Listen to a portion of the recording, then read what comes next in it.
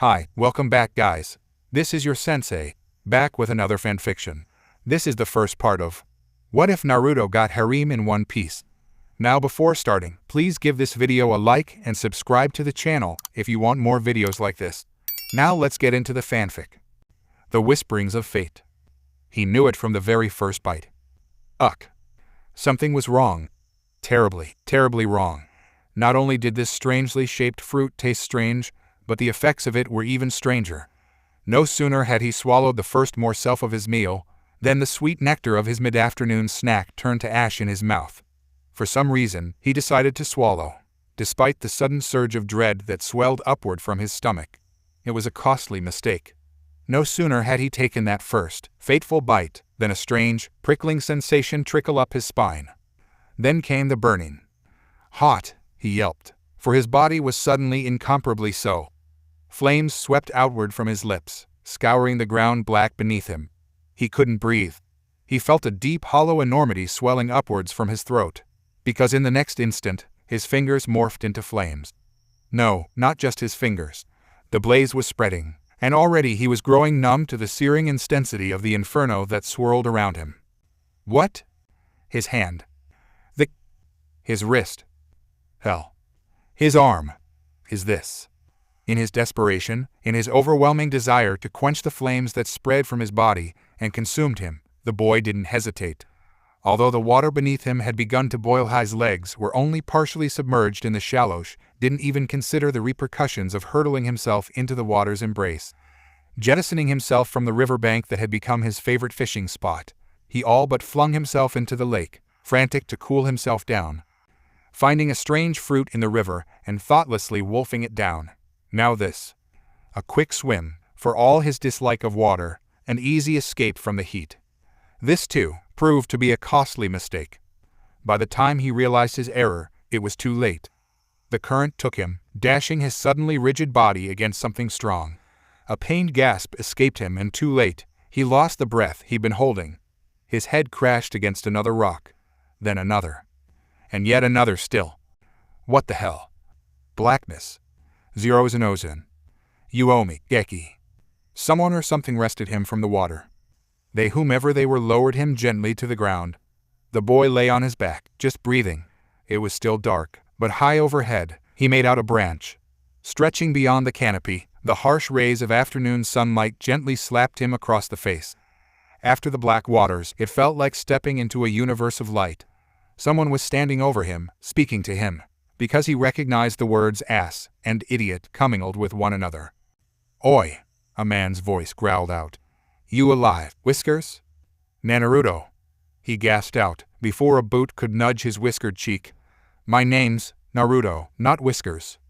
If he peered closely, he could just make out an orange hat, because the man standing over him had the kind of face that suggested he didn't take bullshit from anyone. Wait a second. He was Berchstead, too. Why did that voice sound so familiar? Still struggling to blink away the swamp water from his eyes, the blonde struggled to regain his vision. Who the hell are you? But there was nothing. You ate a devil's fruit, the bleary voice announced suddenly. Didn't you, kid? The boot nudged him again, less gently this time. The boy known as Naruto whined aloud and in protest, the 17-year-old adolescent pushing off against the muddied footwar in an attempt to regain his balance. He failed miserably. His strength promptly left him, deserting as he flopped onto his stomach. I feel sick. An amused chortle echoed overhead. That's because you ate the Mera Mera no mai. Was that?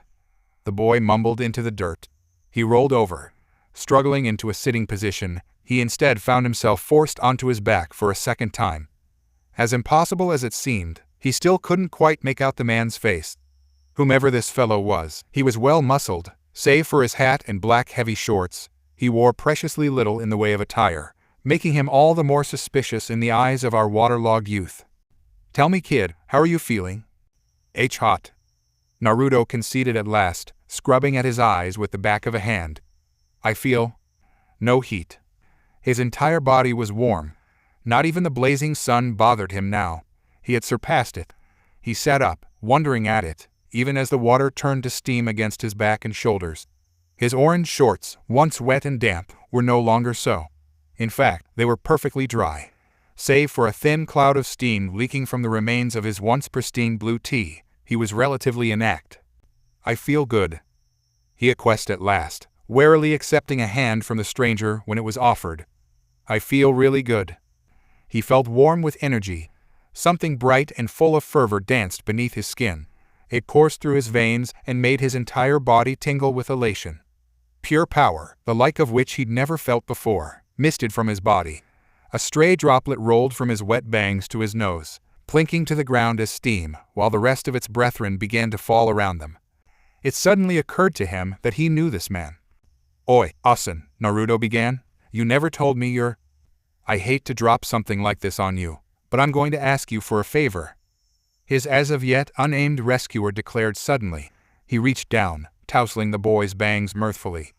"You see, my little brother's always sticking himself into all kinds of trouble." Despite the fact that he stood against and amongst the rain, he too exuded a strange, otherworldly mist about himself, much like the blonde. "You're—" He laughed. It was a deep, throaty sound. "Keep an eye on Luffy, for me, nay?"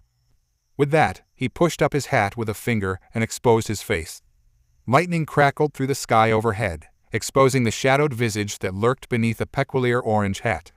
Manifesting amidst the steam whilst the raindrops plinked off his exposed and tattooed back, the man smiled, even as Naruto's gobsmacked expression widened in comical fashion for a moment. "Oi, Asen," he cried out in dismay, both against himself and the thunder. But when the lightning next flashed, when next he turned to thank him, to condemn him, his savior was gone.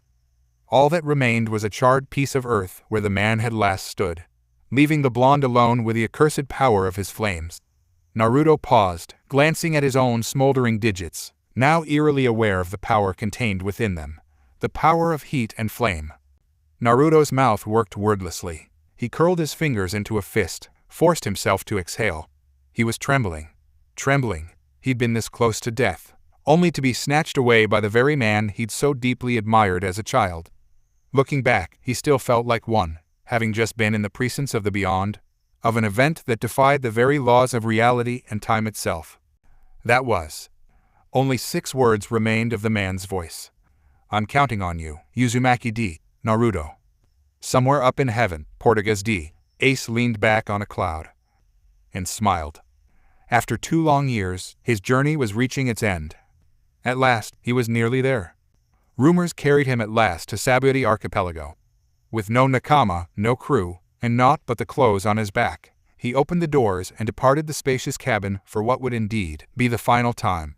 He stepped into the last remaining lifeboat, a rickety old thing, practically falling apart at the seams. Irate, he warred with the urge to simply spread his wings of flame and wing himself to the mangroves. Unfortunately, that technique required a running start. One that, standing aboard a rickety raft, he no longer had. That being said, he couldn't help but eye the prospect of entering the relatively lawless port with more than a little charine. Just a bit further. If his boat sank here, now, before it hit the dock, then it would be all over for him. All the power in the world wouldn't be able to save him if he took a plunge into the water. Almost yes, his eyes lit with renewed life as his boot came within reach of the dock. A ways behind him, he detected the sound of enthused shouts and other relieved cries of mirth and relief, mirroring those of the slaves he had freed. The ensuing chaos had attracted a large crowd of people, and for that, he was grateful. Even as he heard the odd cry or shout of thanks directed at his backside, he remained grateful for them. "What happened?" a woman cried. "What were pirate ships doing this close to the Sabaody?" "Someone sank those ships." This from a wizened old coot who looked old enough to be Naruto's grandfather, as if he even knew him discerned as everyone milled about. That meant it was time to leave.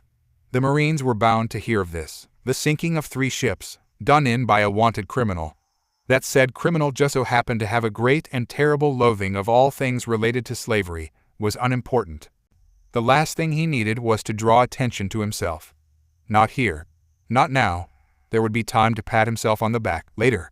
For now, he had arrived at Sabaody. The worst was still yet to come, especially if he encountered a celestial dragon. With that thought in mind, Naruto drew his cowl up to his face, pulled his head down, tucked his chin in, doing his level best to be discreet as he began to move amongst the people. Men, women, children of all ages, Many were drawn to the sight of 3 ships blazing upon the open water. They knew not the culprit, only that there was a spectacle to be seen, and naturally, such a sight drew unwarranted attention. By the time the slaves had disembarked and been helped onto the dock, he was already gone. He thought that the clear-eyed one, Hinata, locked eyes with him for a moment as he slipped away. But surely that was impossible. Must have been my imagination, he mused, frowning as he watched her tug on the sleeve of another figure, the latter's face hidden within a cowl. Sugoi, what a woman! Wait, was that a fan on her back? He frowned, recognizing the figure as female, not by her face, but by her figure alone. Then Hinata pointed. Then the cowled woman turned, her jade-green eyes peering through the cowl, seeking, trapping, finding his sapphire. Sit. She'd saw him. Perhaps it wasn't a coincidence after all, he realized, as she began to make her way through the crowd at an undeniable pace, headed in his direction. Without a word, Uzumaki Naruto disappeared into the crowd. If the rumors were true, that the Straw Hats were recruiting members, then there was only one way to find out. A few miles outside Saburi Archipelago, Boa Hank CK, the only female member of the Shichibukai, was helping Monkey D. Luffy ready his disguise. Far different than he was 2 years prior, save for his recognizable straw hat. Luffy wore a long-sleeved red cardigan with a yellow sash tied around his waist. During the last 2 years, he seems to have gotten only somewhat taller, and his hair is also faintly longer. On his Saint was the X-From scar he gotten from Admiral Akinu in the war over Marineford. That shadow on the horizon is the Shabondi Archipelago, Hank CK told Luffy. This is as far as we can take you. We can't afford to risk our association with you to the rest of the world. You should wear this to stay safe. You don't have to do that, Hank CK, Luffy replied. Nobody is going to find out it's me. It's wise you keep it, Luffy dear, Hank CK warned him. While the world believes you had died, your face is too recognizable, even if 2 years has passed.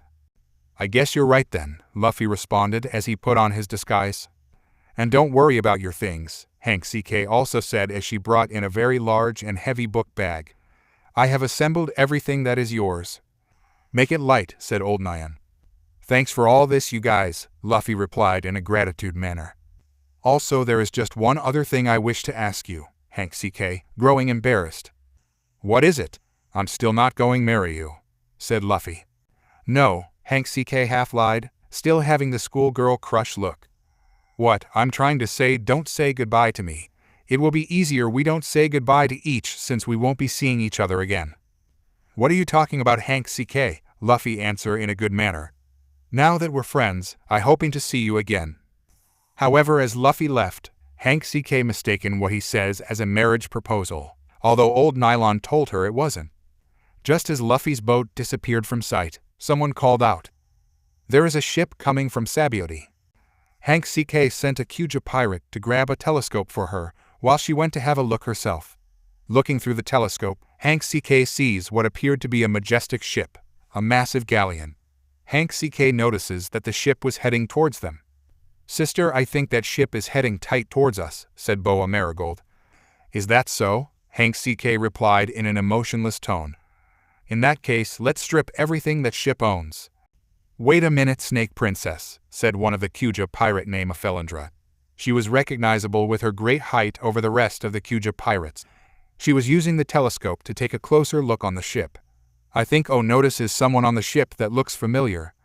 As the majestic ship came a little bit closer, the whole Kyuja pirates got good look on the people of the deck. That is when they notices 2 young women that wearing Kyuja outfits. That looks like Ino and Hinata, said one of the female pirates named Marguerite. Ino and Hinata, Old Nylon repeated in surprise. Those 2 girls went missing several days while hunting. What are they doing here? Boa Sandersonia said in confusion. A moment later, after coming aboard the ship, Ino and Hinata was kneeling before Hank CK. It was reported that you 2 had been gone missing for 5 days after you went to the mountains hunting. Hank CK spoken down on them with stern tone, eyes motionless. Where have you 2 been, and what were you doing at Shabondi? Both Ino and Hinata were quiet for a moment, as if they were too embarrassed to say anything. From the look on their faces, they feel a heavy pressure under Hank CK's gaze. Finally Ino responded in a hesitating tone, we were kidnapped by some slavers, Snake Princess. That's impossible, Hank CK replied in a disbelief tone. There was no way any slavers could have kidnapped you from Amazon Lily. We thought it was impossible as well, Snake Princess, said Hinata. However, we learnt that the slavers used some sort of material to easily sail across the waters of Amazon Lily, immune to the Sea King's senses. What kind of material they're using? Old Nyan asked, sensing something on what Hinata was saying. I believe it is sea stone material, Grandma Nylon, Hinata replied. Everyone was already aware of sea stone material. It is a substance that naturally originated from the seas. It is also the main thing that can cancel out devil fruit powers. Because the calm belt is infested by countless numbers of sea monsters called Sea Kings, Amazon Lily is naturally protected against outsiders. However, thanks to a brilliant scientist named Dr. Vegapunk, the Marines begin using sea stone on the bottoms of their warships, which they escape unnoticed by the Sea Kings. With their protection now eroded, the only way to keeping outsiders from entering Amazon Lily is for the ruler of the tribe, such as Boa Hank CK, to uphold her standing as a Shichibukai and sign a treaty with the world government for their continued security. But now slavers are using sea stone substance to easily infiltrate Amazon Lily. If what Hinata and Ino said is true. How did you two manage to escape the slaves? Said another Kyuja pirate named Sweet Pea. The slavers were attacked by someone, Hinata began to explain. He single-handedly defeated all of them before he disappeared into Shabandi. However, Hinata was very hesitant as she seems afraid to finish what she said. However, what Hinata, Hank CK insisted. Did you see your savior's face? I did, said Hinata. I recognized him from the wanted posters. He was regarded by the Marines and the world government as an extremely dangerous pirate. Do you know the name of this pirate that saved you, Hinata? Hank CK asked. She believes it was Burning Will Uzumaki D. Naruto, Ino finished. The very mention of the name sends a shock wave to all the female pirates, including Boa Hank CK, Old Nyan, Boa Sandersonia, and Boa Marigold, whose faces was covering absolute doubt and surprise. Hank CK have heard that name before and thought that she wasn't hearing right on what Ino just said. Burning Will Uzumaki D. Naruto, repeated Marguerite, whose tone was in disbelief and surprise. You must be mistaken, said another female pirate by the name of Ran. No, we are not, Hinata insisted in her reply. We saw him last night ago when he saved and freed us from the slavers at Shabandi. How do you two know he's the Burning Will? Hank CK demanded. Even though she really didn't believe what Hinata and Ino has said, something inside tells her that they were telling the truth. I saw his face perfectly, Snake Princess, Hinata gives out the details. Spiky blonde hair, fox-like whiskers, sapphiric blue eyes. It matches the descriptions on the bounty from the Marines. The crew of that majestic ship that drops us, Ino also added. They turn out to be former slaves that Burning Will freed. How do you know that? Old Nyan asked in an interest tendency. We saw the slave marks on their bodies, Grandma Nylon, Hinata explained. It looks like the mark of a world noble, a bull hoof tattoo. Although no one seems to notice it, both Boa sisters' faces were growing serious as they understand the truth, since she felt the slave mark burning on her back emotionally. They claimed that Naruto freed them from the world nobles and are heading back to a hidden camp of escaped slaves, Ino carry on with her story. But there is something you also need to know, Snake Princess. I fear the man Straw Hat Luffy may be in danger, for Naruto is looking for him. What was that? Hank CK cried out loud, while quickly standing up. What do you mean Luffy is in danger? Why would Burning Will be looking for him? Based upon what information we got from the crew, Ino comprehensive. They have seen him carry Luffy's wanted poster with him all along. We don't know why Burning Will was looking for him, but the ex-slaves told us that he'd been traveling across the Grand Line looking for him. Right now we need to return to Amazon Lily and warn Luffy about him. You're too late, Ran responded. Right now Luffy is already in Sabayati as we speak. There is possibility he might run into Burning Will Naruto. If he's there, then we must find him and warn him about Burning Will, said Hinata. We don't know what his motives are towards Luffy. Suddenly Hank CK bolted from her seat and began walking towards one of the smaller boats of her ship. However, Old Nylon stopped her. I know what you're thinking, Hank CK, and what you're about to do. Old Nylon sternly said to her. You're planning to go after Luffy and warn him of Burning Will is looking for him. If you do that, you'll not only expose Luffy to the world, but you'll expose Amazon Lily's connection with him. But Grandma Nylon, Hinata answered desperately. Despite Luffy being a man, he's our friend. He owns him that. She right, Marguerite also agreed. We can't just stand here and do nothing. It's out of our hands, Hinata and Marguerite, old Nyan responded. There is nothing we could do. All we need to do is trust in him in case the burning will catch up to him. Although she hates to admit it, Hank CK knows old Nyan is right. The last thing she needs is to attach connection between Amazon Lily and Luffy. If the world government finds out about it, they wouldn't hesitate to revoke Hank CK's membership as a Shichibukai and move into position to destroy Amazon Lily, a pirate nation. Still, it tormented her deeply with the knowledge that the man she loves is being hunted by one of the most dangerous rookie pirates to exist in the world. Hank CK has to have faith that man she loves is able to protect himself since he had been trained by Sliver Rayleigh, the former first mate of the legendary Pirate King, on how to master his haki powers. Yet she slowly begins to have doubts since Burning Will was looking for Luffy. After the attack on the capital Marioa, a large task force of marine warships and soldiers was dispatched to go after Burning Will Uzumaki D. Naruto and bring him to justice. Leading the task force was Admiral Kizaru, one of the ultimate powers regarded by the world government. However, when the marine task force caught up to Naruto, he easily wiped them out. According to Admiral Kizaru's reports, Naruto was a haki master having displayed the 3 forms of haki in battle. Kizaru also reported that he inherited the power of the Mera Mera, no Mai, the Loja devil fruit that once belonged to Luffy's deceased brother. Naruto proved to be too much of a formidable opponent to handle and Kizaru was forced to retreat, being the only survivor. As a result of Naruto's fighting abilities and crimes, the world government places a $350 million bounty on his head, as Naruto had managed to hold his own against a marine admiral. The bounty on Naruto's head was second to Luffy's bounty, $400 million bounty. Yet through her access as a Shichibukai, Hank CK learned the reason of the vast bounty was because Naruto killed 3 world nobles. Before Luffy, Hank CK felt it was impossible for anyone alive to oppose a world noble. After she had heard Luffy struck a world noble, she quickly befriends him, consider him trustworthy outside her family.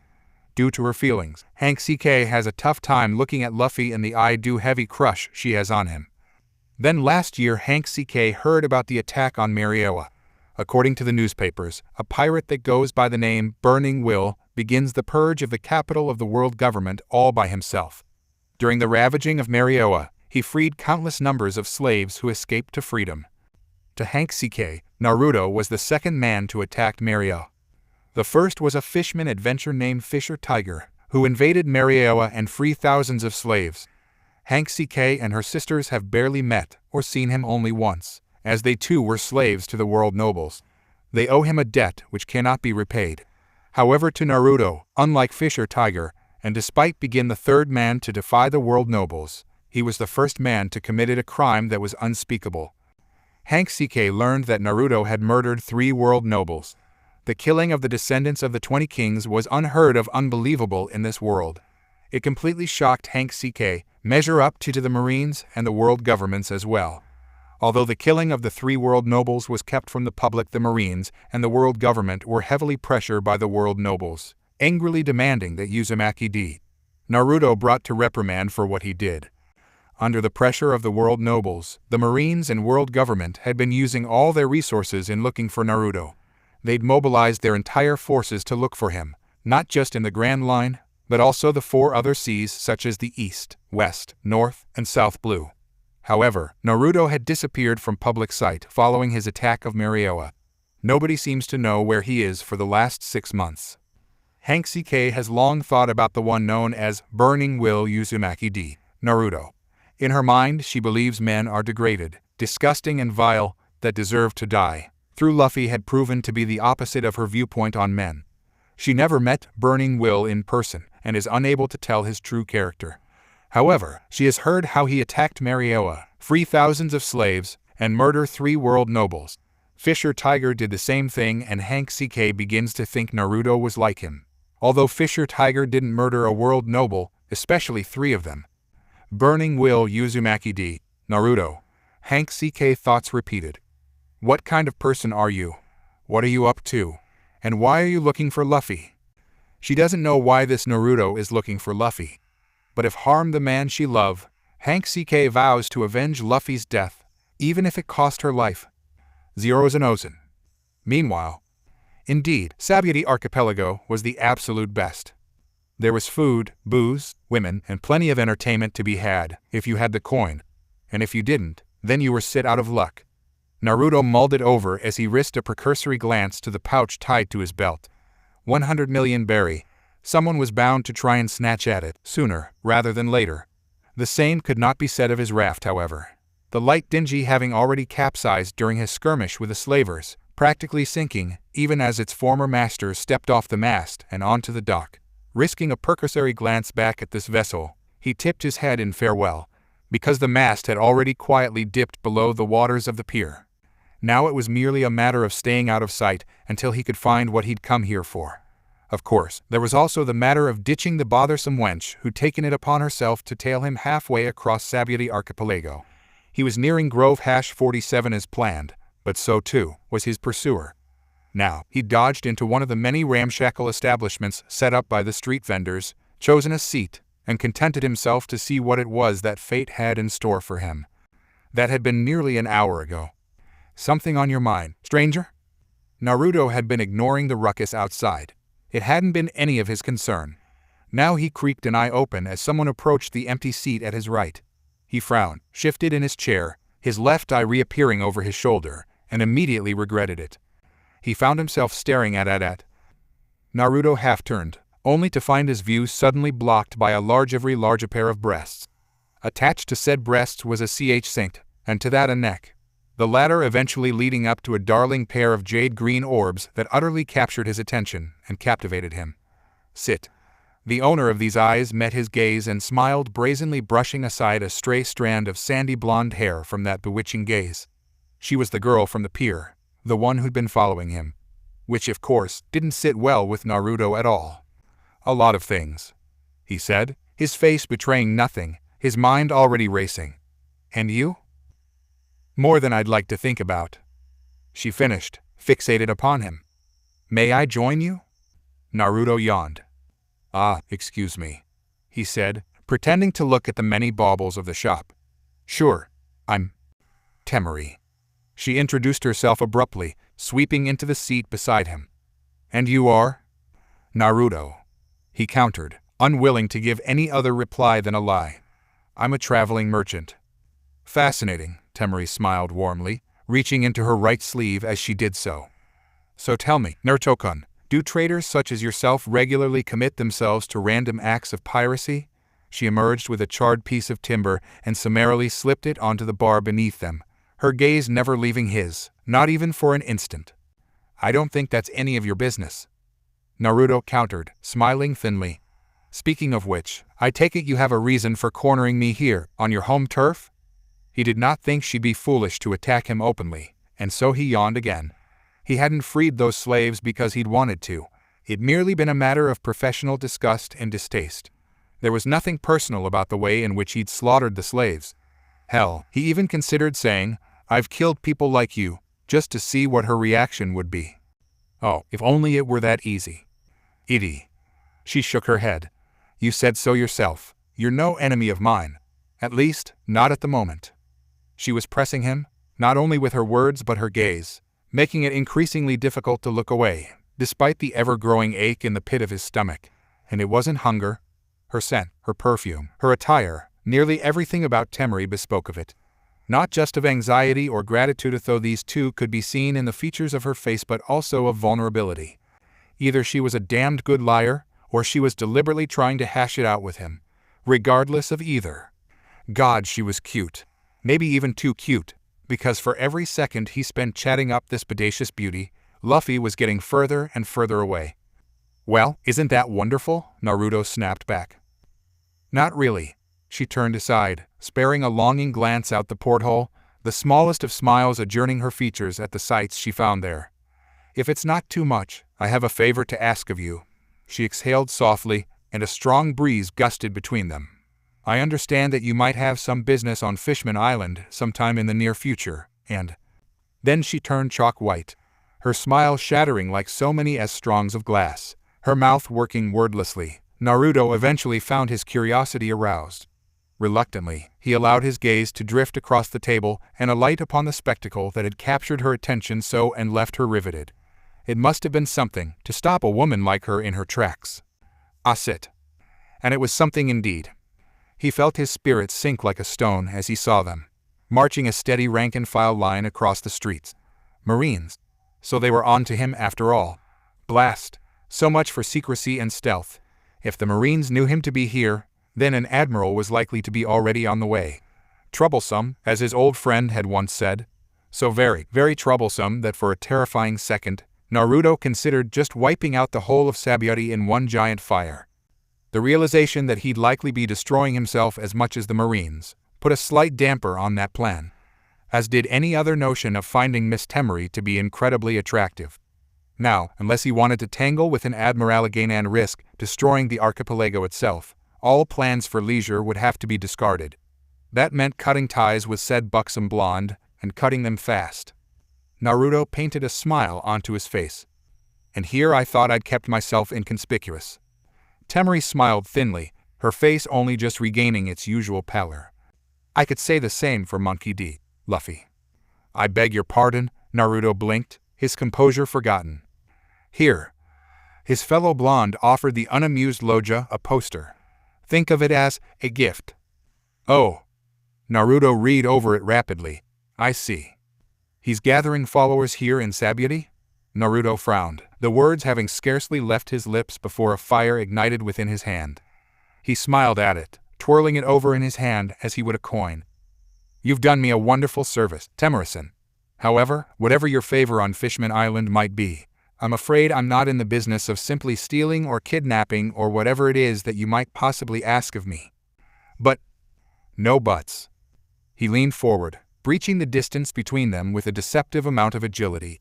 Temari stiffened. One moment he'd been within arm's reach. The next, he loomed over her, his lips brushing her outer lobe as he spoke whispered softly in her ear. There was something seductive, almost primal in his gaze when he spoke. If I find out that you had any part in the Marine presence here, he purred, tracing a finger over Temari's jawline. I'm going to find you, rip out your spine, flog you with it, then scour the flesh from your bones until you beg me to kill you. He paused, let it sink in, let the words soak into her features. And if, by some chance, you had nothing to do with their arrival, then I will be perfectly blunt with you. If I see you again, following me, shadowing me, in any way, shape, or form, I will send you back to your master or masters, or whomever it is that sent you to possibly recover any possibly lost property of any possible person that is possibly an owner of a possible ex-slave, in a body bag. He smiled, apparently amused by the elaborate terms he had used. Understand? She managed a nod. But, wonderful. Naruto clapped his hands together, for the Marines had passed. His point was made brutally clear in the resulting blow that chopped across her neck and speckled black spots before her vision, banishing her to the depths of unconsciousness. She didn't even have the time to cry out, and she knew only thus. Discussion closed. Sir? The shop vendor looked at Naruto questioningly as the blonde reached into one of the many racks and procured a thick, matte black cloak. Then he saw the slumped girl slung over the shoulder of his wood customer. He flipped 2 silvers in the man's direction. That's one for the coat, he said. Another to take care of her until she wakes up. Thank you for your business, sir. The vendor replied in a hushed tone, humbly scooping up the money that had been gifted to him. Clearly he recognized the face of the man before him, because that man's wanted poster was strewn all over Sabaody archipelago. That said man had just bequeathed a substantial amount of coin unto him spoke not only of his generosity, but of his infamy. Naruto laid Temari down, donned the cloak, and laid another few hundred berry at the man's feet. This, he began slowly, is for your silence. He pushed the stack of bills forward. You didn't see anything now, did you? The man's eyes bulged, his mouth working wordlessly. And nothing at all, he managed at last. Naruto smiled. Pleasure doing business with you. With a small smile, he spun on a heel, flipped up his cowl, and headed toward his destination. Zeros and Ozen. At the Sabaody Marine Base, platoons of Marine soldiers had begun mobilizing for action, readying themselves for Grove 46 hash. A scout had reported that the infamous pirate known as Straw Hat Luffy is begin seen at pirate recruit gathering. To the marine forces of Sabaody Archipelago, this may be a chance to redeem themselves. The Marines learned that the legendary pirate Sliver Rayleigh was being sold as a slave at the human auctioning house. Seeking a chance to capture the right-hand man of the previous pirate king, the Sabaody Marine forces surrounded it with their troops. Then come the unthinkable thing that occurs. The Straw Hat Pirates attacked the world nobles. The Marine base was ordered by headquarters to prevent them in escaping. However, they failed misery as Luffy along with the captains of the Heart Pirates and Kid Pirates easily defeated them. It was a shame that emotionally burned all the Sabaody Marines. With Straw Hat Luffy now making an appearance after 2 years, they felt their blessing with one last chance to take down the infamous rubber pirate. However, one other person that arrived in Sabaody Marine Base felt they're underestimating the Straw Hat Pirates, and his name is Sentomaru. Sentomaru was a very large man, looking like a sumo wrestler. His outfit consists of a shirt that looked like a giant brown apron with a symbol meaning heaven on the front, and a large red and white rope. He was carrying a very large battle axe and has Marine officer coat over his shoulders. "You're going to mobilize the pacifistas?" a Marine officer asked with surprised look. "Of course I am," Sentomaru replied. "It seems you guys are underestimating the Straw Hat Pirates. You think they'll be the same as they were 2 years ago. They must have gotten much stronger, which is the reason why they came out of hiding." "I can't understand what the hell was wrong with Kuma," Sentomaru kept on. "But he seems to lost his personality due his behavior. I knew someday that the Straw Hat Pirates are going to show up here in Sabaody Archipelago. This time they won't escape us." Just then another Marine officer, ranked as a lieutenant, enters the room. His face was covered in panic. "Captain Sentomaru," the Marine lieutenant said in a panicking manner, "I have terrible news." "Whatever terrible news you got, it has to wait," Sentomaru responded to the Marine lieutenant. "But you don't understand," the Marine lieutenant pleaded. "I just came from the interrogation room with shocking news of dangerously and powerful known pirate here in Sabaody Archipelago. I already know Straw Hat Luffy is here Sabaody." "I'm not talking about Straw Hat Luffy, sir," said the Marine lieutenant. "I'm talking about Burning Will Uzumaki D, Naruto." "What did you just say?" Sentomaru asked with shocking look on his face. "I trying to tell you that Burning Will Uzumaki D, Naruto is here on this island." The Marine lieutenant said again. "Burning Will Uzumaki D, Naruto?" The Marine officer repeated in disbelief. "No way, you must be mistaken, Lieutenant. Do you remember that incident last night at shipyard coding?" The Marine lieutenant begins to verbalize. "There was a survivor from the burning 3 pirate ships. A pirate captain claimed that he saw Burning Will Uzumaki D, Naruto with his own eyes." "There no way." The Marine officer refused to believe it. "He hadn't been seen in many mouths since he defeated Uncle Kizaru." Sentomaru finished what he about to say. "Yeah, I know that." Sentomaru had heard how the rookie pirate driven his uncle into retreating after he wiped out 50 Marine warships and several tens thousands of soldiers single-handedly. Based on his uncle's reports, Naruto was far too strong for Kizaru to defeat, and recognizing him as a haki master, Naruto was the strongest supernova pirate to able to hold his own against a Marine admiral, far stronger than the Supernova 11 that occurred here in Sabaody Archipelago 2 years ago. It was the reason why the world government decided to raise his bounty to $350 million. "Do you think he's here to join the Straw Hat Pirates?" the Marine officer asked. "It's possibility," Sentomaru assumed. "But if he is, then taking down Straw Hat Pirates is going to be stronger than thought." Ozen. Later at a certain bar of Grove 47, a woman was taking a drink. In her appearance, she was 20 years tall young woman, very lovely with her long orange hair, along with attractive body. Her outfit was a revealing green and white bikini halter top, lowrider jeans that exposed some of her hips, orange high-heeled sandals, and a pair of pearl-like earrings. She bore a blue tattoo on her left shoulder which represents Mikan and pinwheels. This was no ordinary woman, having a conversation with the bar owner. "Say, have you heard news about the Marines?" said the bar owner. "They've set up a new headquarters." "Isn't the Marine headquarters in Marineford, the one near Sabaody?" the orange-haired woman asked the bartender. "It was, but it switched places with a place called G1 Base," the bar owner explained. G1 base was once a branch station right on the opposite side of the Red Line. Sengoku's replacement, the new Marine Fleet Admiral, is showing the world he means business. We're talking about the Marine headquarters within the territory of the Yoko. As a result, Sabaody Archipelago has become more uncontrollable, with pirates being able to act more freely than before, the bartender continued. I see what you mean, orange-haired woman replied. I was wondering why the town has so much wild activity than it was 2 years ago. Just then someone took a seat next to her. This newcomer was wearing a long black cloak. It was like a shroud, and it hid most of his face, save for half of his mouth and what looked like a whiskered cheek. Rough and blonde bangs could just barely be seen if one focused their gaze into the shadows of his cowl. Most, however, were simply too intimidated to give the stranger more than a passing glance.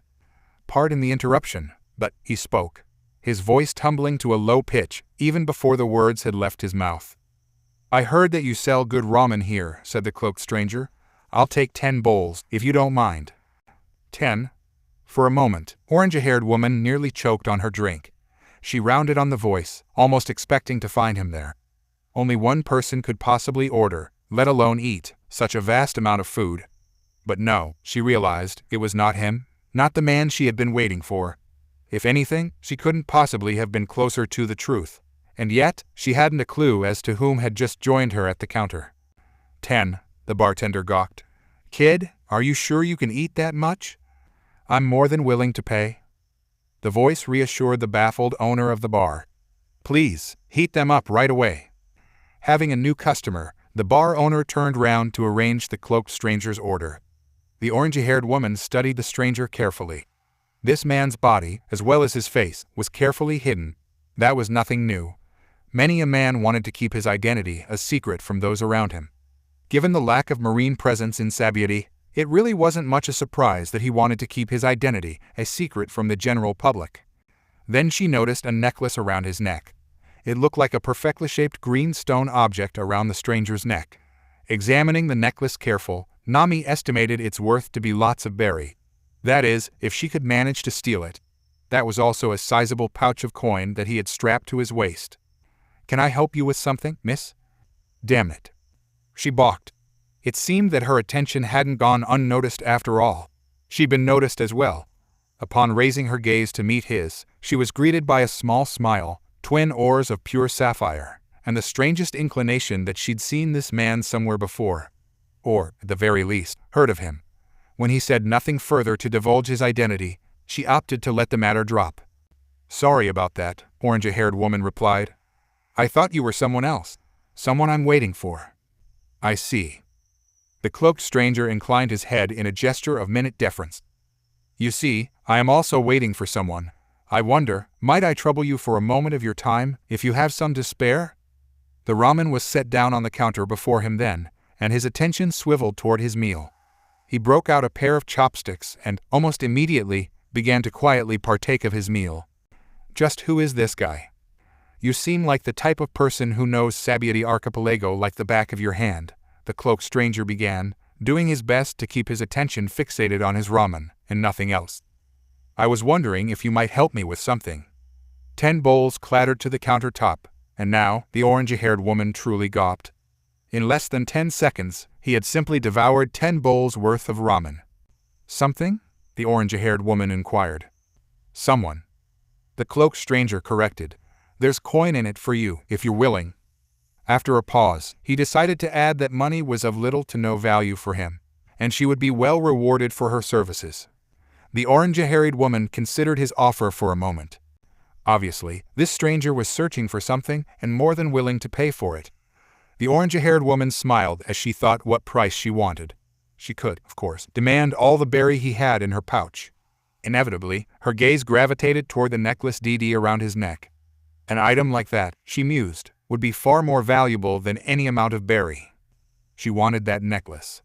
Yes, I know much of Sabaody Archipelago like the back of my hand, the orange-haired woman replied at length. But in exchange for some information there is a price. What sort of price? The cloaked stranger asked. Half of his face is still hidden. From what she could see, his smile had all but evaporated, and yet he made no move to clutch at the pouch at his waist or count his gold whatsoever. Did he really place so little value in his coin? The orange-haired woman believed his relief would be palpable. Therefore, when she met his gaze and named her price. "That necklace around your neck," the orange-haired woman responded. "That is my price." "You want my necklace?" asked the cloaked stranger. "This old thing?" His words were edged with confusion, and was that amusement she detected in his tone? No, it couldn't possibly be. He was wearing a veritable goldmine around his neck, and there wasn't so much as a glimmer of deception in his eye. Truly, he seemed genuinely pleased by the confusion flitting across her features. "Yeah," said the orange-haired woman, composing herself. "I'm willing to give you any information you're looking for in exchange for it."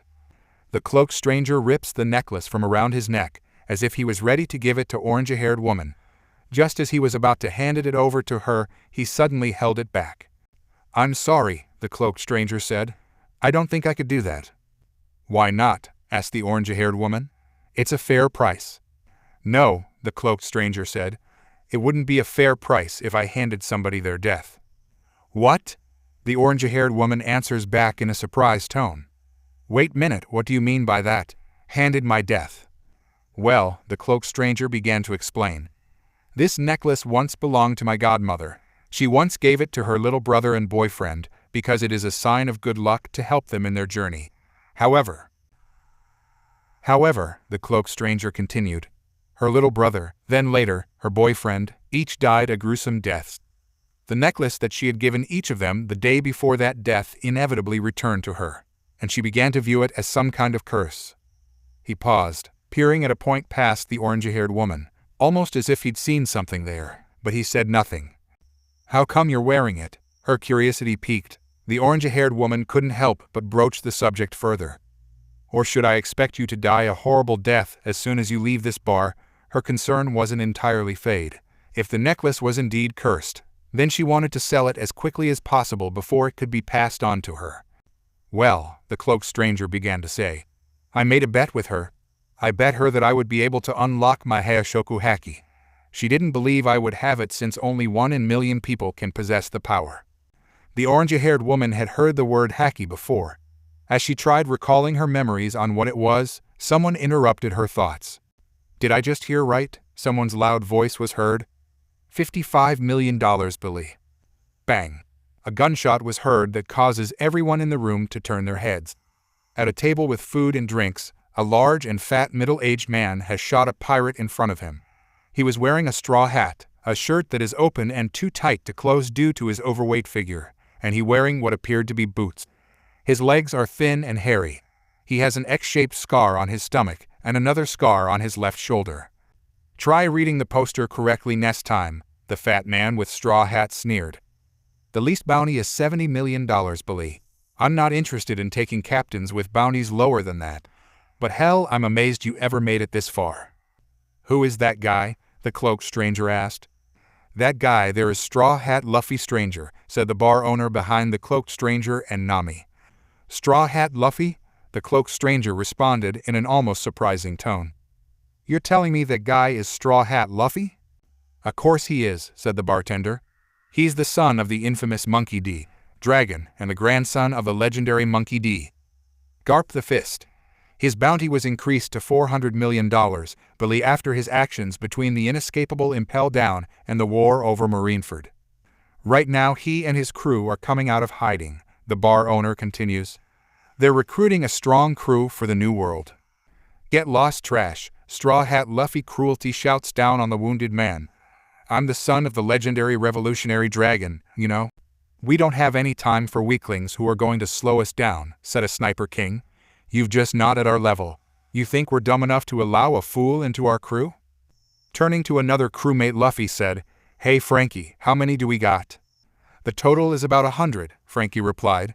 3 full pirate crews have joined us. 10 of them had bounties on their heads. And 2 of them are supernovas everyone talking about," Luffy sneered.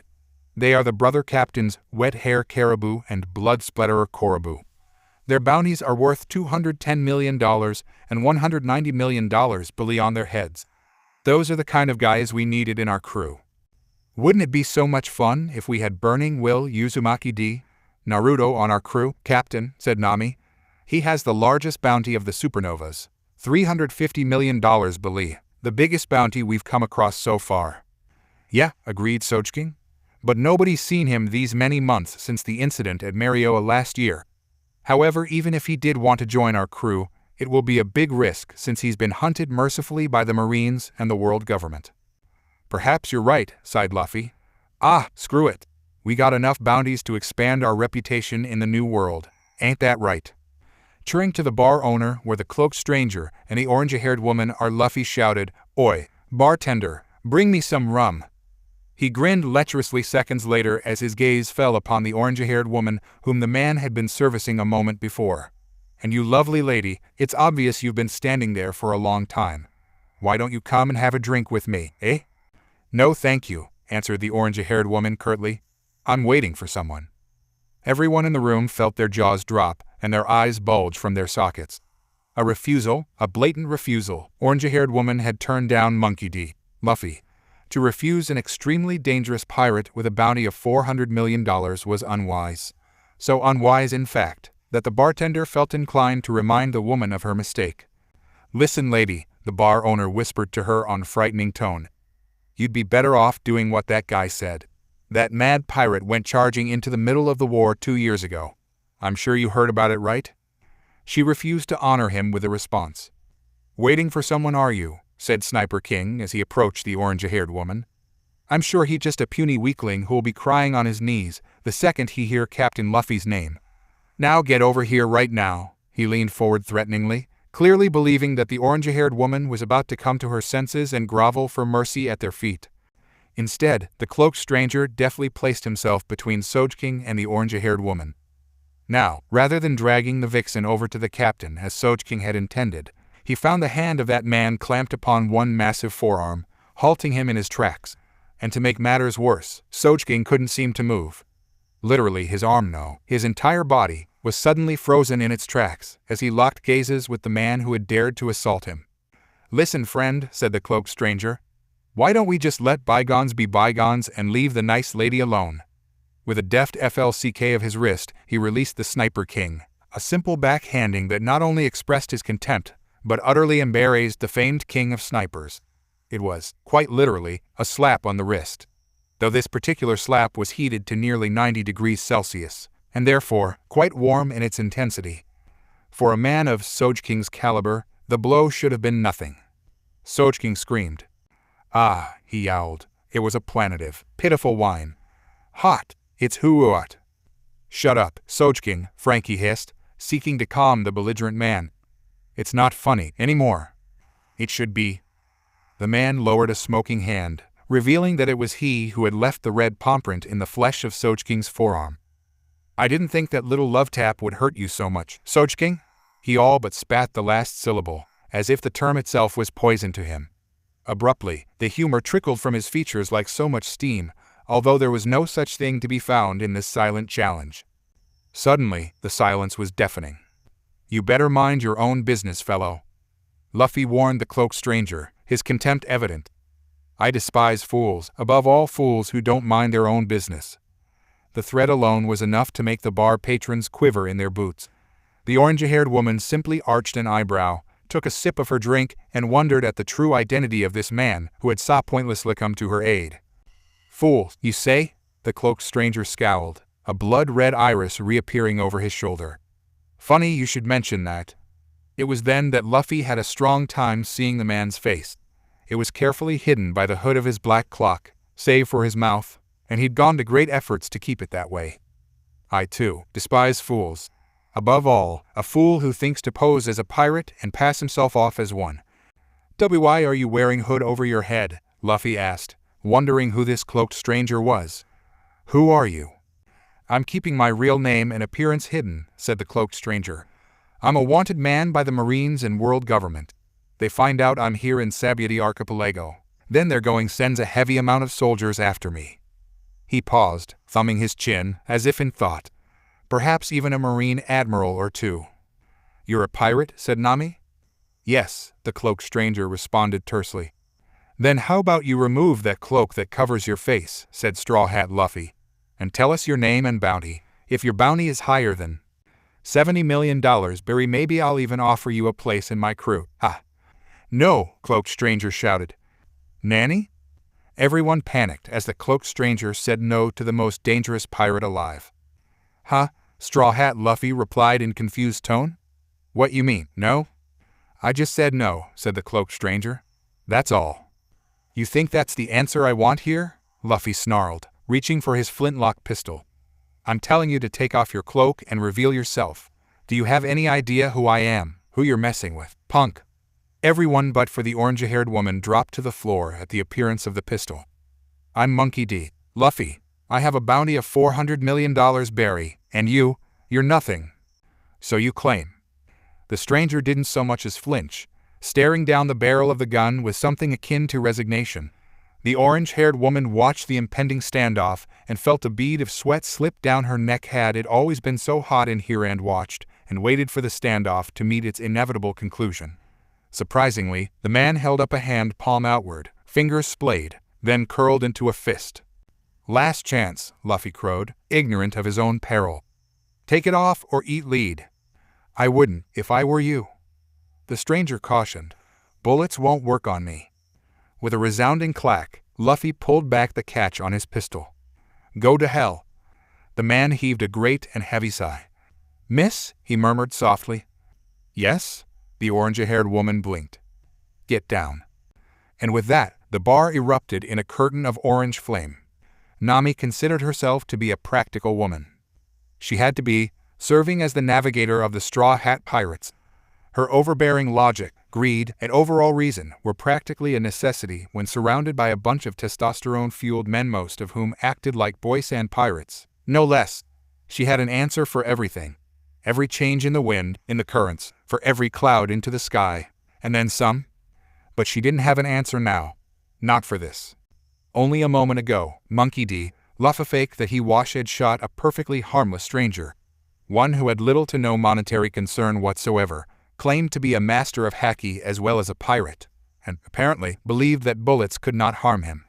While she found this interesting, the fact that he claimed to be a wanted man whom both the world government and the Navy were pursuing was more than enough to set her threat estimation to a bright get the hell away from this guy red. Miss. She blinked. Get down. Unfortunately, she'd been too mesmerized at the time to even consider fleeing. That, and she really didn't want to turn a blind eye to the fakes who were claiming to be them fat ugly beach, didn't look a damn thing like hair and give them the satisfaction.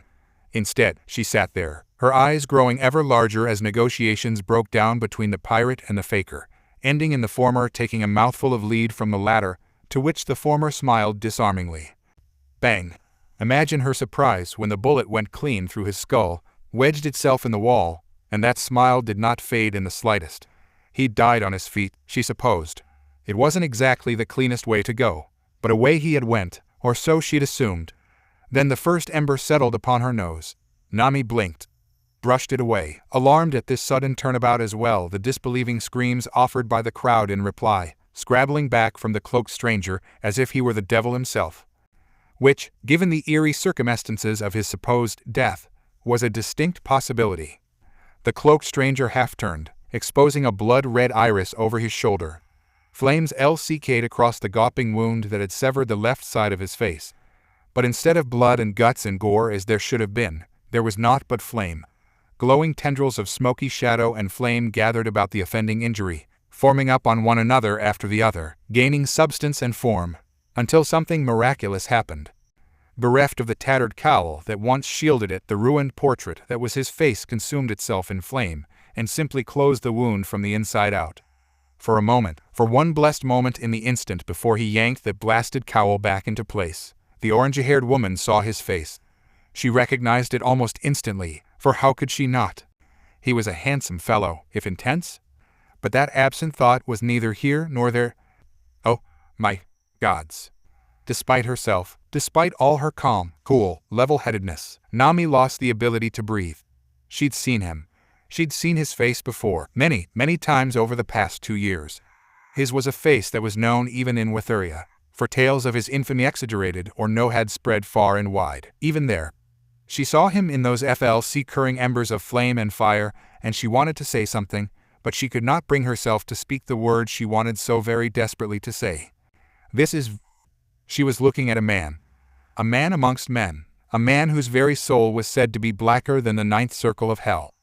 A man who murdered whomever dare stand in his way, and a man not to be trifled with, because his wrath was simply not something that mustn't be aroused. She'd heard the stories, she'd read the papers. This was the one man whom stirred in her both fear and respect, though whether the former was stronger than the latter remained to be seen. This was... Oi oi oi, young lady, she dimly recalled the warning Mr. Herdis had given her. If you see Burning Will on Shabondi, will you give him my regards? Nami had dismissed the comment at the time, chalking it up as nothing more than one of the man's many quirks. Thanks to the donation he made, we'll be able to continue our research here for what might be another decade. She hadn't bothered to ask how it was that Mr. Herdis knew one of the most infamous rookies in the Grand Line, let alone why said criminal would possibly make a donation to something other than whores and booze. She'd been busy at the time, far too busy to take heed of what might have been her only warning. But how could she have known that Mr. Herdis would know? That Burning Will aka Uzumaki D. Naruto would be on Shabondi Archipelago. It was also at that time that Nami realized something else. Something far more devastating than knowing that she'd nearly been duped into accepting a cursed necklace from a potentially chivalrous stranger. No, this was worse than that. Much, much worse. She had looked him in the eye, and she hadn't even known. She'd been shooting the breeze with a mass murderer without even knowing it. Oh, this is just too much. His words, the words of the man who had the entire world after his head, gently tugged Nami from her reverie. The infamous rookie had doubled over with one hand clutching at his stomach, as though it might burst between his fingers. He was laughing, Nami realized.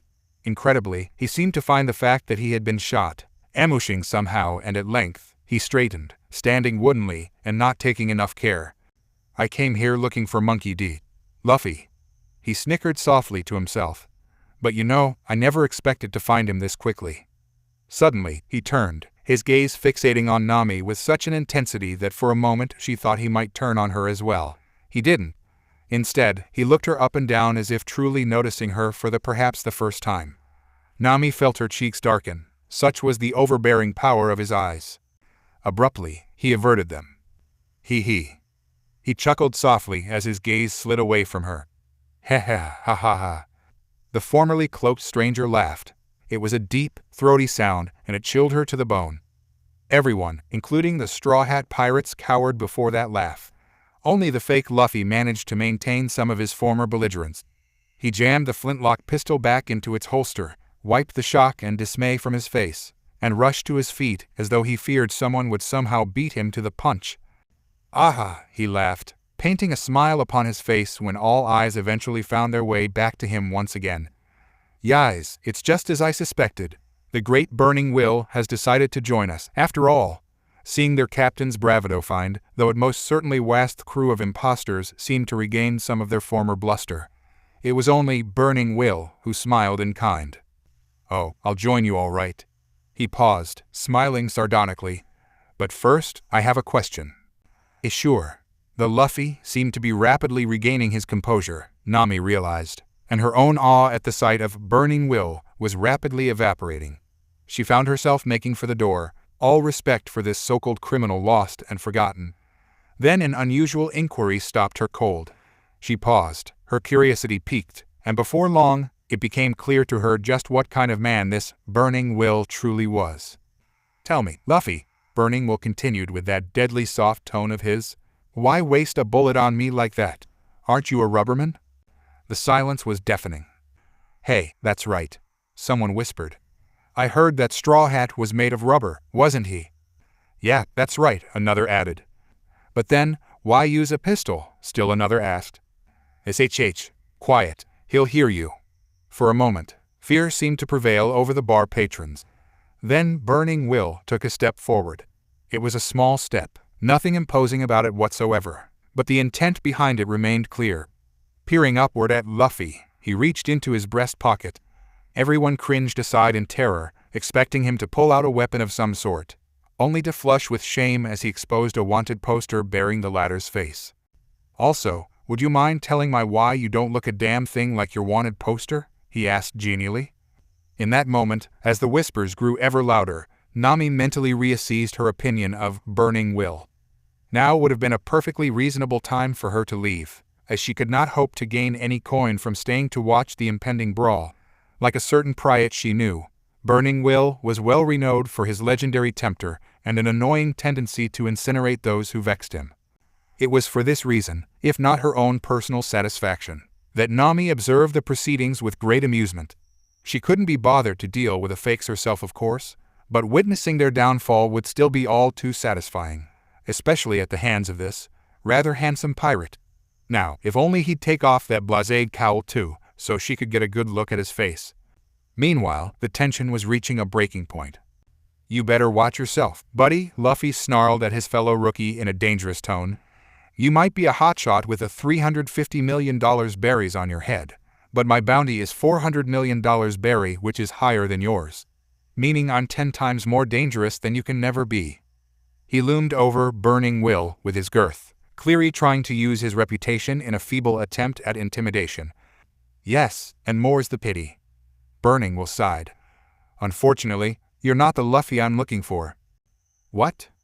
Burning Will seeked his head to one side, the smile dropping from his face to shatter across the floor like so much broken glass. Abruptly, the bounty poster in his hand began to fizzle and wither, burning itself from the bottom up.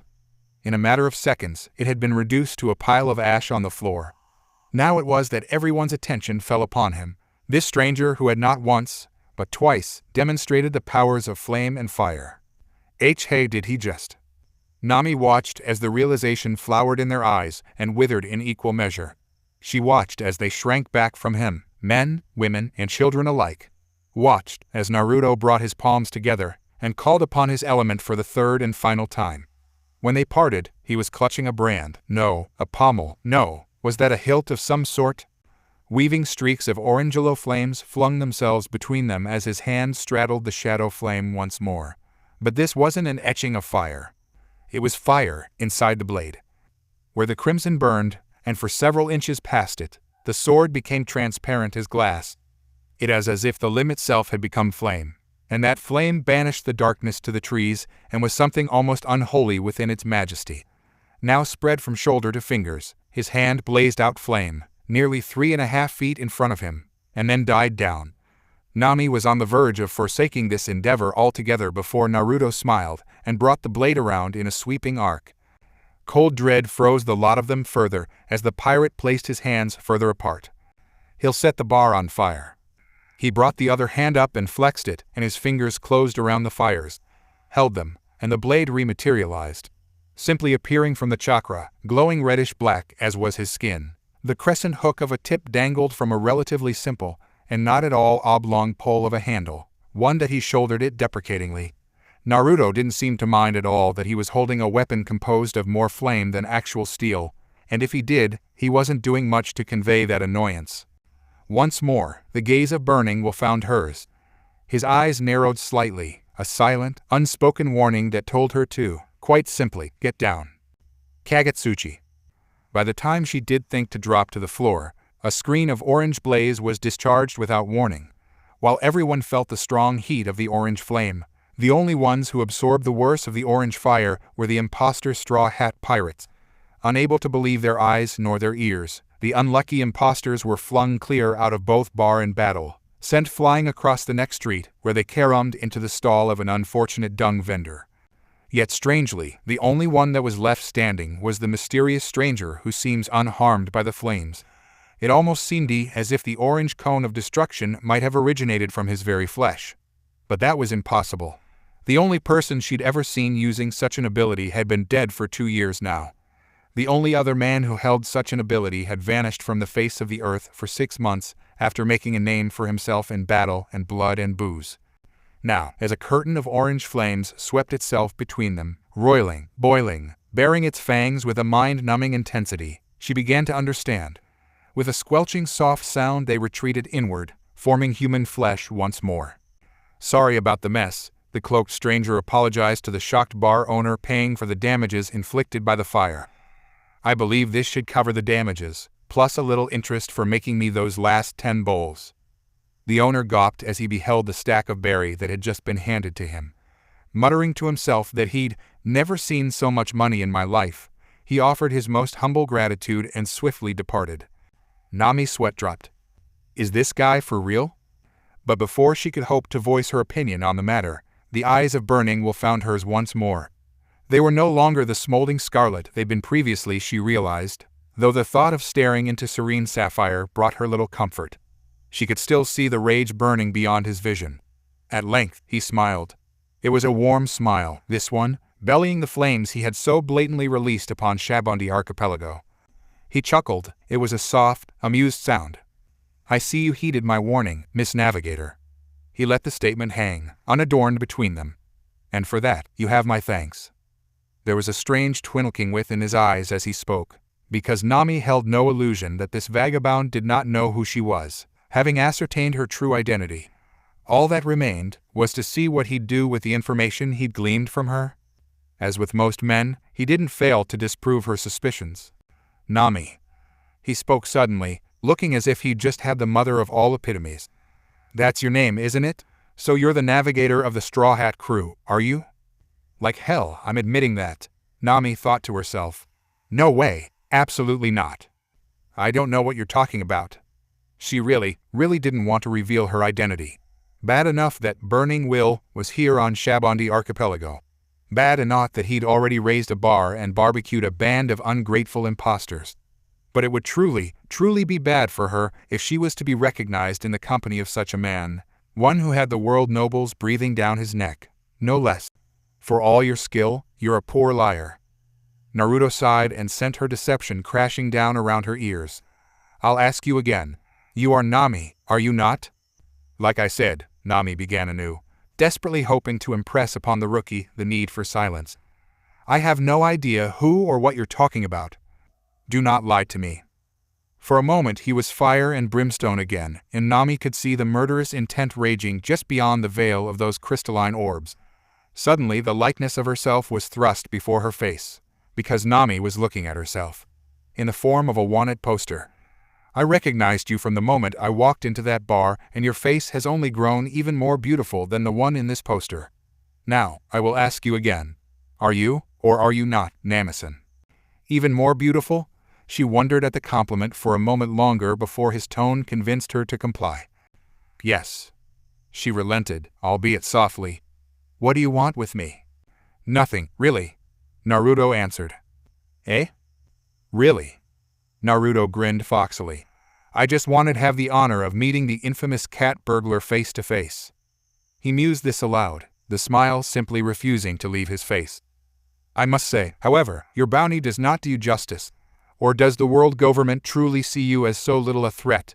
He shrugged then, dismissing the matter as an afterthought. But I digress. Say, if your captain was anywhere nearby, you'd tell me, wouldn't you? You see, I've been searching for him for the past 2 years, and now I believe that he might be here in Shabondi. And why might you be looking for him? Nami demanded. Naruto's expression darkened instantly. I've a score to settle with him. A cold pang of horror seized upon Nami's heart.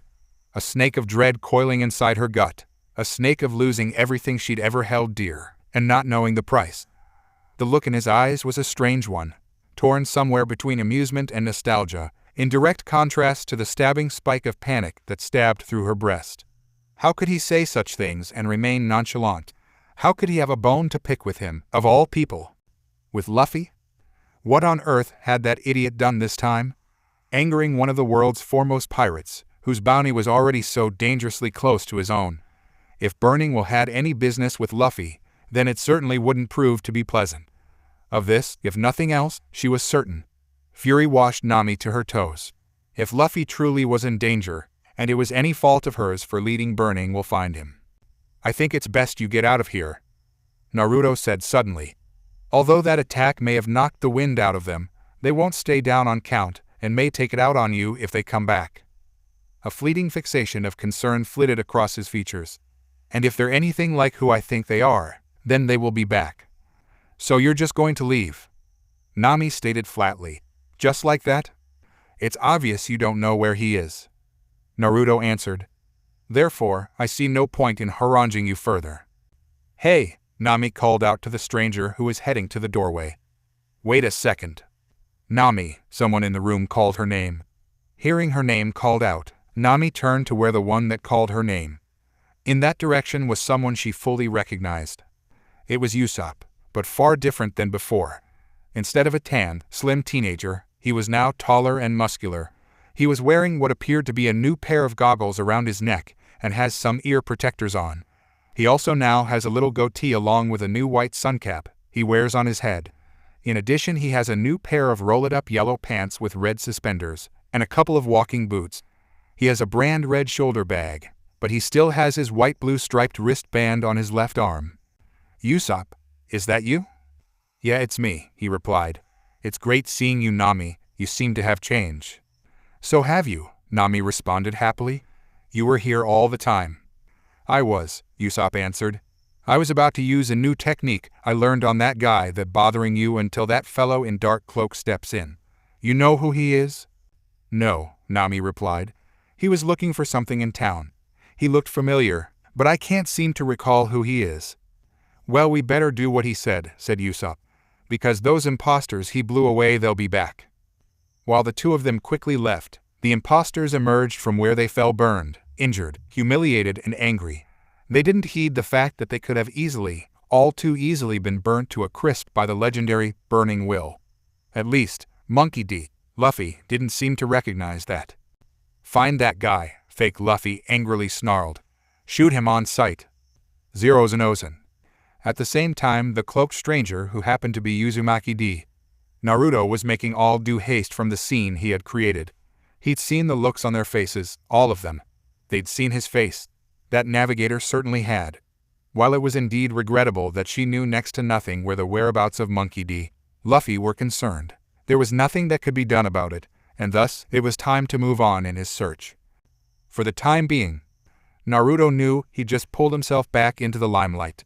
While he didn't regret in helping that orangey-haired woman, the last thing he needed was for the Marines to find out he'd taken shelter on Shabondi. If they did, they'd call in an admiral to look for him, certainly. Should that happen, not only would the fighting destroy the mangroves, but the chance of finding Luffy as well. He couldn't risk a battle to distract him from his destination, especially with Akinu. Even though Naruto is confident in his fighting abilities, he was still not yet ready to face Akinu yet. He needs the time and place if he was going to be ready to avenge Ace's death. That is why he has spent years mastering his powers to full measurement should he faces Akinu.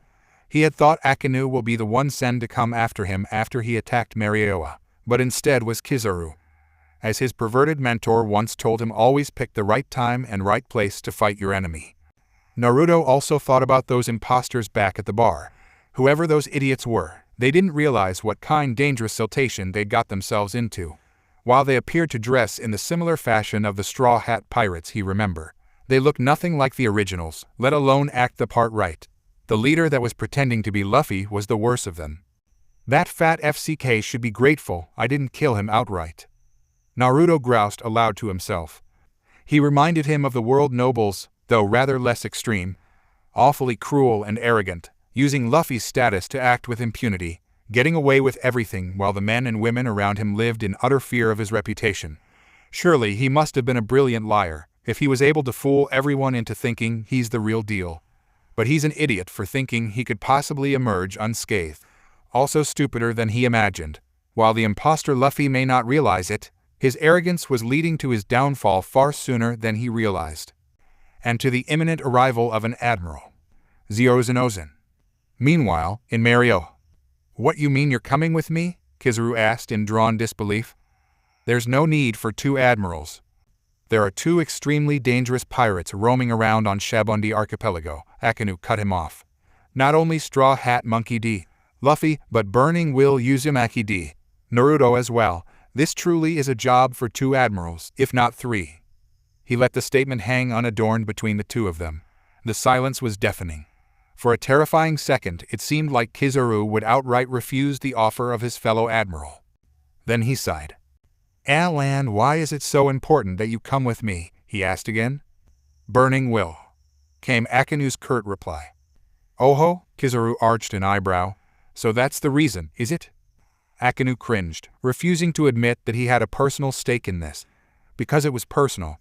He'd been humiliated by a certain pirate nearly a year ago. Said pirate fled from him, rather than fight when Jewelry Bonnie had quite literally been snatched out of his grasp and impelled down. Most speculated that Burning Will's infiltration of prisons past were solely to gain follows to his cause. Akinu knew better. Jewelry Bonnie hadn't even spent all of an hour in the infamous undersea gale before another, nameless prisoner, had joined her.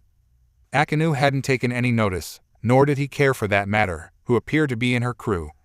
All he knew was that, somehow, Burning Will had snuck into Impel Down, massacred the guards, defeated Magellan with substantial ease, and made his departure. And after his escape, amongst the countless hordes of prisoners that could not be recaptured, was Jewelry Bonnie. He shouldn't be dwelling on such a simple matter, but still, it irked him.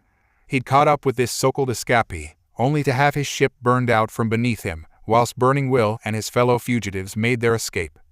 But Borsalino was peering at him expectantly, and thusly, Akinu had to grace HM with a reply of his own. "There's no doubt in my mind, Monkey D. Luffy is stronger than he was before 2 years ago," Akinu continued. "He's probably acquired the use of Haki by now. And Burning Will Naruto, this is the same man that defeated you a year ago, and he's bound to have only grown stronger by then." He pointedly left out the fact that it was either him or her that had to accompany Kizaru, given that Aokiji was now the new fleet admiral in place of Sengoku. Naturally, they'd been expected to find a replacement for Aokiji in the last 2 years, and they had. Unfortunately, the replacement for Aokiji had an annoying tendency that involved the careless slaughter of not only the pirates she was assigned to capture, but that was neither he nor there. He wanted Burning Will alive. Therefore, she wasn't to be permitted on Shabondi for the duration of this assignment, lest half the population of Shabondi find themselves massacred. Honestly, that bloodthirsty woman scared him shitless. "You don't have to bring that up," Kizaru complained wistfully, referring to the bruising he'd received at the hands of Burning Will. "It's embarrassing." Flashback. Marioa was burning. Great columns of flame swept through the spire, sweeping clouds of ash and smoke across the whole of Maria. They devoured everything without pause, sparing only those terrified slaves who fled for their very lives, some risking a glance back at the strange, swirling inferno that raged behind them, occasionally taking the form of a man at times, a demon the next, then something else entirely and altogether. For these were no ordinary flames. Contrary to the whims of the wind, the fire seemed to move of its own accord, barreling down not on the slaves who tried to escape its wrath, but whomever was foolish enough to dare impede their path. Those who sought safety and shelter from these flames of justice found that safety, and those who wished otherwise, those who served the world nobles, found themselves charred and burnt and branded in recompense for their temerity. There was naught but travesty for those who tried to recapture the escapees, fishmen and giant and human alike. All were freed, none were left behind, and all the while the once proud land of Marioa burned beneath these flames. It was to this scene that the Marine Task Force and Admiral Kizaru arrived. It was within this carnage, this chaos, that they first heard the sound of screaming, of shouting, and, most eerily, of laughter. "Spread out." Kizaru began to issue the men their orders almost immediately. "He should be here somewhere, A dim, cool blue illumination spread across the plaza, gradually brightening. It started as a whisper. Then, all in a rush, he came into focus. Eyes burning with blue flame, puffs of fire escaping his lips with every breath, body alternatively invisible, wispy as black smoke and gleaming, strong iridescent black metal muscle. He appeared in their midst without warning, then vanished. There one moment, gone the next. With his sudden departure, so too did 7 Marines forsake their bodies for the underworld. Suddenly, Kizaru was alone in the plaza. He stood there for a moment, blinking, slowly registering the loss of his troops. The bluish glow was already fading, rounding a nearby corner with an indefatigable speed, only to find itself headed off by Kizaru. The Admiral was already fading into existence as the robed figure skidded to a halt before him, its eyes little more than twin sparkles of crimson in the twilight. An impasse was struck. For a moment the assassin stood there, bouncing on the S of his feet while he considered his next move. Borsalino wasn't too accommodating in that regard. "Yasakani no Magatama," he drawled lazily. Piercing pinpricks of light lanced out from his fingertips, skewering the shadowy assailant, riddling him with holes as though he were cottage cheese. The silhouette did not cry out under the barrage, nor did he flinch or whimper, much to Kizaru's annoyance. Instead he answered with a gush of fire, A veritable sheet of violet indigo flame rushed forth against the harsh jewels of infinitesimal brilliance and set the entire courtyard awash with flame. Oh, Borsellino blinked as black spots speckled across his vision for a moment. "You're a Logia type, aren't you?" The intruder did not honor him with a response. At least, not of the verbal realm. His heel crackled outward, little more than an electric blue blur, and for the first time in nearly a decade, Kizaru tasted blood in his mouth. The flinty, acrid taste caught him off guard, lending his attacker just enough time to plug his knuckles into the Admiral's gut. Damn, but the boy was quick. Then there was pain. Pain, searing and agonizing, pain, the likes of which he'd never felt before, even as he felt one of his ribs splinter beneath the blow. Haki. Somehow, the boy had imbued both blows with haki, so much so that he was able to deal actual damage to his physical form. The lad doubled back and Borsellino braced himself to dissolve before the next attack could find his face, or worse. And then, as suddenly as they had come, the flames were gone. So too was their master. Kizaru blinked the heat haze away from his eyes and spat the blood from his mouth as he struggled to take in the signs he'd been given by his body. The boy darted out of sight around the next corner, nearly loosing the hood of his cowl as a stray beam took out the hem of his robe. Then he was gone again. Undeniably irate, Admiral Kizaru stormed around the corner. "Ryuya Senka." Kizaru stood in dumbfounded disbelief as he materialized directly in the gaping maw of an inferno. And still the intruder reached out with the flames, past him farther, farther, farther still, until his element was barely even recognizable. Kram. An unspeakably bright flare peeled open the horizon behind them. Despite the shouts and the screams of his men, Kizaru didn't turn. He'd seen this technique before. Already he knew what he would find there, should he show his back. The destruction of their fleet, ruination surrounding them, one and all. With the loss of his ride home, he stormed into the keep, ready to do battle with this flaming apparition whose abilities so greatly resembled those of Portuguese Ace. Still, he couldn't believe his eyes. He sat motionless as God atop the mountain of corpses. The demon awaited their approach. Set upon his throne of destruction, he inclined his head politely, looking down upon them for the ants that he clearly thought them to be. So still was he, that Borsellino almost mistook him for a statue at first. But a statue did not move, nor did it laugh as this one did. Here was a rare breed of man, the first man to actually murder a Tenryubito since the founding of the world government itself. He was smiling. "Well now, are you the one who did this?" he asked through a strained grimace. "Did I do this, you ask?"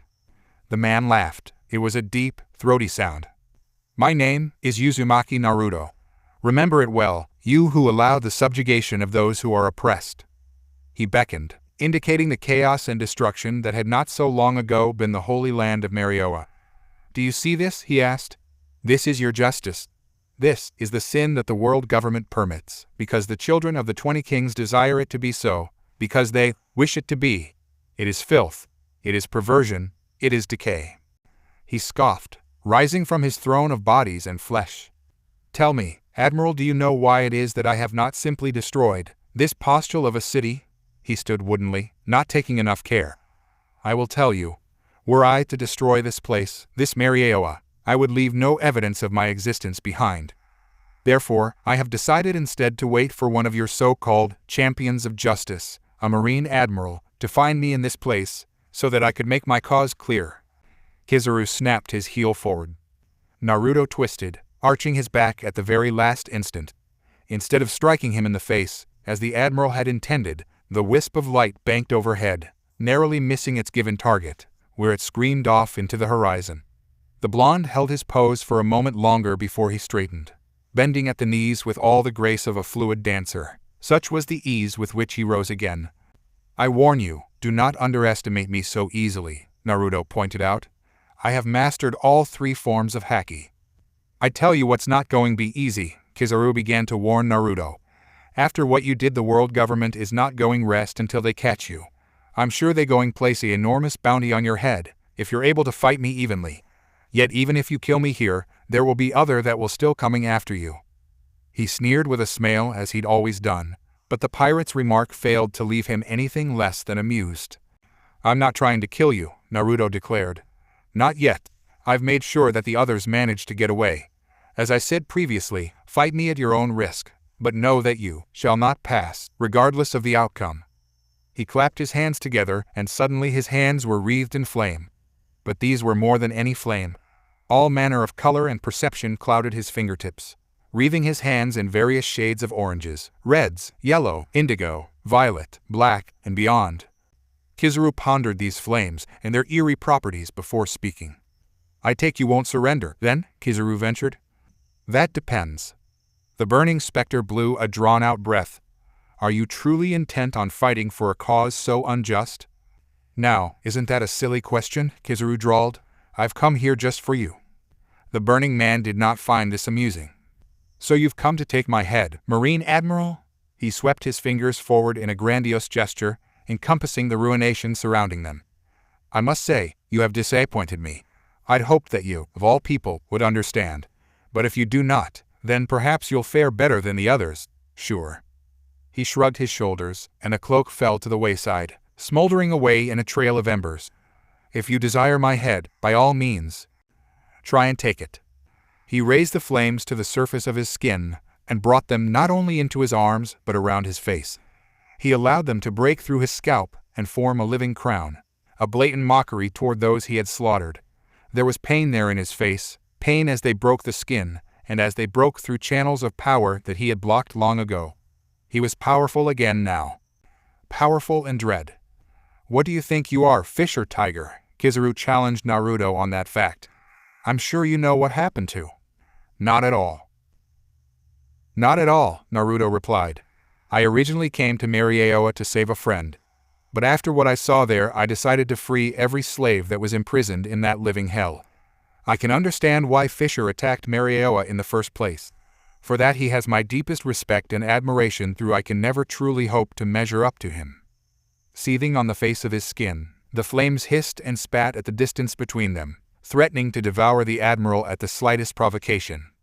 But the only difference between you and Fisher Tiger," Kizaru pointed out, "is that you killed 3 world nobles.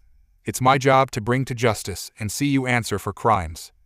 He, too, was drawing upon his own power, willing himself to ignore the visible strain that had been inflicted upon his body already. Dark wisps of shadowy flame did their level best to intrude upon the light he was exuding and failed, filling one half of the courtyard keep with light, the other with flame. "Now," Naruto sneered, "if you think you can take me down, bring it." Tendrils of smoke flame burst from the strange tattoos etched into his wrists, visible even amongst the etchings of shadow and flame. They began to take shape, form, abandoning the ethereal and favoring the material. For a moment, Kizaru marveled at it. He watched, witness to the strange shaping of the serpentine creature, almost as if it resembles Dragon of the Darkness Flame. The mighty beast of white and black flames plowed forward, jaws gaping wide. For him. For its prey, its victim, onrushing with such a speed that it occurred to Kizaru that he'd best move out of the way before it intercepted his current trajectory, and a hand seized upon his shoulder, stopping him in his tracks. "Going somewhere, Kizaru-san?" And then there was only blackness. End flashback.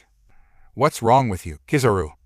The harsh, grating tone of Akinu irrevocably dragged Borsalino from his memories.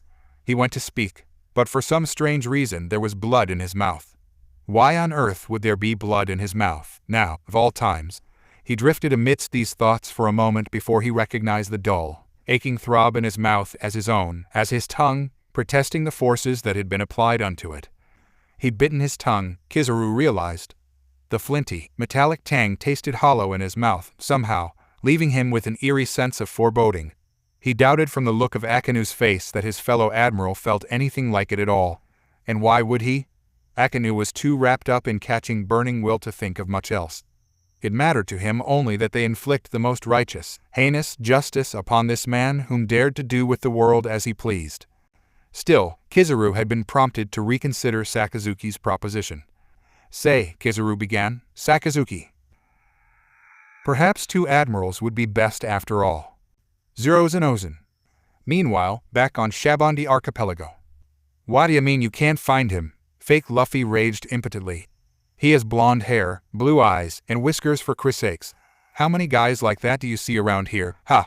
He's burning will, so he can't be that strong to find. So find him, now." While he continued to swear and spit and spew all other manny of improper babble, A large pack suddenly swung around and bumped into him. "Oog!" he cried, falling into an unglorious heap. "Oh, did I bump into you?" the hooded person asked. "Sorry about that." Everyone gulped. Does that guy not know who Straw Hat Luffy is? He's so dead. Hold it right there. The hooded person in the parka turned, exposing his face. His was a young face, a face that should have been easily recognized. Were it not for the ridiculous fake mustache he was currently wearing, someone might have indeed recognized him, and the oversized pack which he was wearing. Thankfully, they did not. "Huh? You just bumped into me on purpose, didn't ya?" Fake Luffy snarled. "Do you know who I am? You trying to start something? Ha, punk. You made a fool of me in front of all these people. Me, a pirate with a $400 million berry bounty. Now, on yours knees," he demanded, prodding a gun against the cheek of the silently unamused pirate who had not a clue as to what was going on. "Tremble in fear and beg for mercy." "No thanks." The hooded person in the parka mumbled. "I'm in a bit of a hurry, so."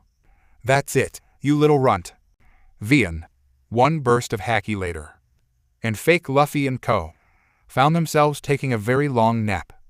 Meanwhile, even further away on Shabondi Archipelago, the galleon was massive. Sails that would soon be fat with wind were currently furled. A deck which often bore the brunt of many scurrying feet was now pristine near to perfection. Everything about it, this ship which bore a massive lion's head at its tip, was magnificent. Perhaps even more so, considering it had been lying here in wait for the last 2 years. Approaching this masterfully made craft, with its skull and crossbones held high, fluttering in the breeze, could only marvel at in outright awe. Hence the reason Uzumaki D. Naruto was gawping wordlessly. This truly was a ship among ships. "So, this is the Sunny, huh?" he whistled softly. "What a ship." Rather fitting, for the man who would one day become king of the pirates. Its outlandish, over-the-top style seemed to be a perfect fit for the Straw Hat crew, although none of them seemed to be present at the moment. That dampened his spirits a bit.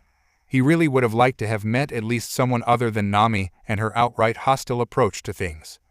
"Oh whoa," a deep, booming voice rang out over the deck. "Oi, who in the hell are you?" "Hello," Naruto blinked, shouldering his pack. "Who is that? Is someone there?" Abruptly, his enthusiasm surged to the fore.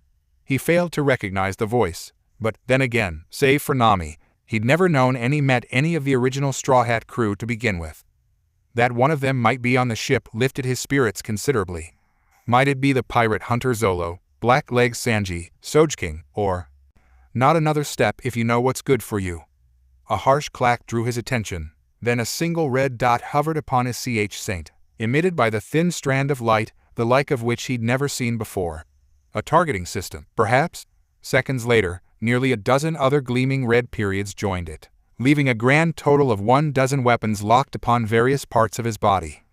"Who's there?" he called across the deck. "Is anyone home?" "You bet your ass I am." Naruto had been expecting some semblance of welcome.